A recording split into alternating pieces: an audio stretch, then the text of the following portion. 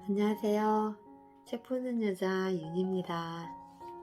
법륜스님의 행복 읽어드리고 있습니다. 오늘은 이상과 현실 사이에서 방황하고 있다면 남들은 꿈을 쫓아 열심히 사는 것 같은데 왠지 나만 뒤처지는 기분이 들 때가 있습니다.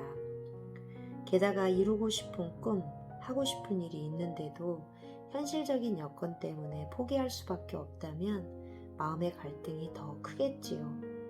한 30대 남성이 자신의 꿈을 포기하고 어쩔 수 없이 직장 생활을 하고 있는데 그런 현실이 너무 괴롭다며 이렇게 하소연했습니다. 경제적 여유만 있다면 적성을 살려 제가 하고 싶은 디자인 공부를 다시 시작해보고 싶습니다. 그런데 결혼도 하고 아이도 생기다 보니 직장을 그만두고 꿈을 찾는 것은 점점 더 어려워지는 것 같습니다.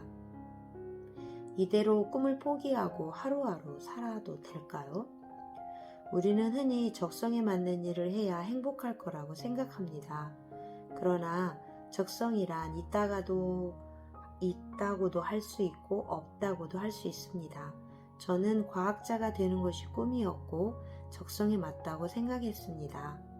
장래 희망에 종교인은 단 한 번도 고려해 본 적이 없었습니다. 그런 제가 과학자가 아닌 종교인으로 살아가면서 얼마나 많은 번민과 갈등이 있었겠어요. 그런데 고등학교 시절 출가해서 지금까지 종교인으로 살면서도 과학은 제 삶 속에서 늘 새롭게 응용되었습니다. 내 적성은 과학에 맞으니까 나는 반드시 과학에 관련된 일을 해야 한다. 이런 생각은 고정관념일 뿐입니다. 내 적성이 어떤 직업에만 딱 맞는다고 단언할 수는 없습니다. 그러니 무슨 일을 하며 살든 어떤 직업을 선택하든 최선을 다하다 보면 그 일에서 자연스럽게 자신의 적성을 발휘하게 됩니다. 직업을 선택할 때 젊은이들에게 진짜 하고 싶은 일을 하라, 가슴 뛰는 일을 하라 는 말을 많이 합니다. 그런데 이 말의 참뜻을 잘 새겨들어야 합니다.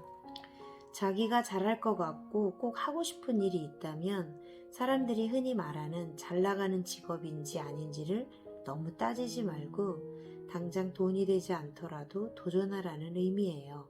세상에서 좋다고 평가되는 것이 나에게 반드시 좋은 것은 아니기 때문에 무조건 세상 사람들이 좋다는 길로 따라가지 말라는 것입니다. 그렇다고 나는 왜 좋아하는 일이 없을까? 나는 왜 이것 아니면 안 된다고 목숨 걸고 싶은 일이 없을까? 하고 고민할 것은 아닙니다. 그런 건 있는 사람도 있고 없는 사람도 있어요. 어쩌면 없는 편이 오히려 좋을지도 모릅니다. 무엇이든 주어진 대로 할 수가 있으면 삶이 더 자유로워지기 때문입니다. 밥할 일이 있으면 밥하고, 빨래할 일이 있으면 빨래하고, 강의할 일이 있으면 강의하고, 농사 지어야 한다면 농사 짓는 것, 이것이야말로 가장 높은 경지에 도달한 사람들의 모습입니다. 이 길만이 내 길이라며 한 가지를 고집하지 않고 가리지 않는 자세야말로 최상의 자유입니다. 대부분의 사람들은 그런 수준에 이르지 못하기 때문에 다만 하나라도 붙들고 제대로 하라는 것입니다. 따라서 지금 당장 하고 싶거나 좋아하는 일이 없다고 해서 걱정할 필요는 없습니다. 또 하고 싶은 일을 할 수 없는 상황이라고 절망할 필요도 없어요. 어떤 일을 하느냐, 디자이너가 되느냐 그런 건 그다지 중요하지 않습니다.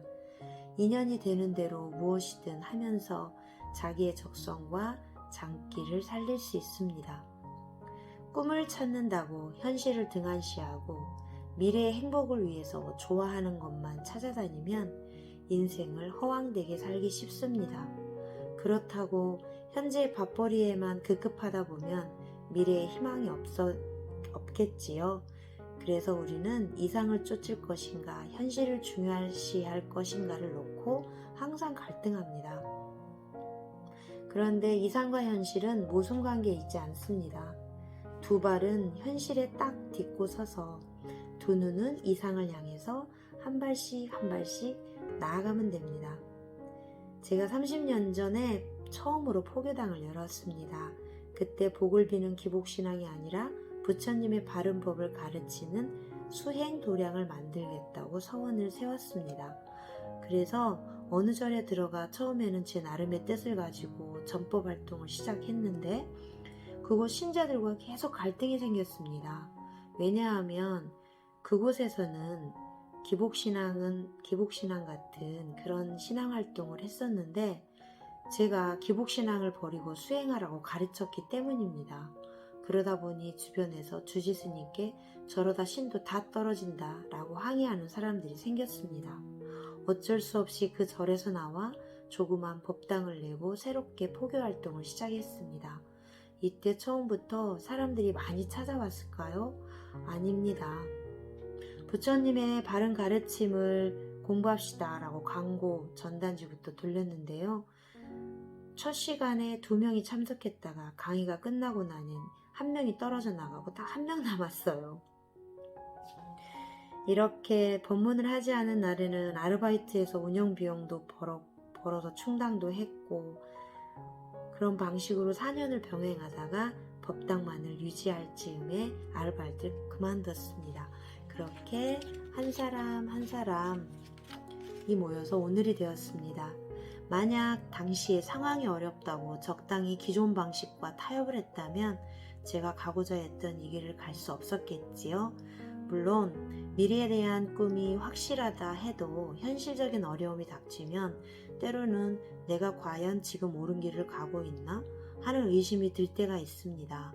그러나 10년 후에 어떤 상황이 펼쳐질까 하고 미래를 예측해보면 하루하루 새로운 방법을 연구하고 만들어 가야 합니다. 좋은 미래는 막연히 기다린다고 오는 게 아니에요. 연구하고 도전해가는 과정에서 꿈꾸던 미래를 현실로 만들어 가는 겁니다. 제가 이 책의 주인공이에요. 이 구절에 이상과 현실 사이에서 이상은 높은데 현실은 따라주지 않아가지고 그 차이에서 오는 그런 갈등, 방황, 저 자신 스스로 그런 걸 많이 이제 느끼면서 살았었는데 이 단락 읽으면서 다시 한번 밥 할 일 있으면 밥하고 강의할 일 있으면 강의하고 농사지어야 된다면 농사짓는 것 이것이야말로 가장 높은 경지에 도달한 사람의 모습이라는 거 다시 한번 이 밤에 또 깨닫습니다.